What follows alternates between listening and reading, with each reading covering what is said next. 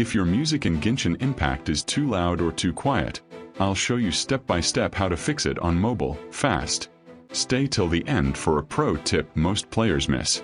Open Genshin Impact on your phone. Tap the Paimon icon at the top left of the screen. Tap the gear icon at the bottom right to open settings. Select the audio tab from the menu. Find audio balance. Swipe down if you don't see it right away. Under audio balance, locate the music volume slider. Drag the music volume left to lower it or right to raise it until it sounds right with voices and effects. After adjusting, back out of settings to save automatically. Go to your phone's main sound or volume settings and make sure media volume is turned up. If you use Bluetooth headphones, disconnect and reconnect them so the game sends audio to the correct device.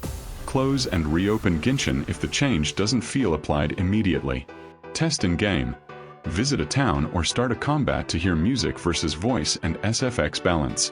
Pro tip: if your phone supports Dolby Atmos or spatial audio, turn that on for a much richer soundstage.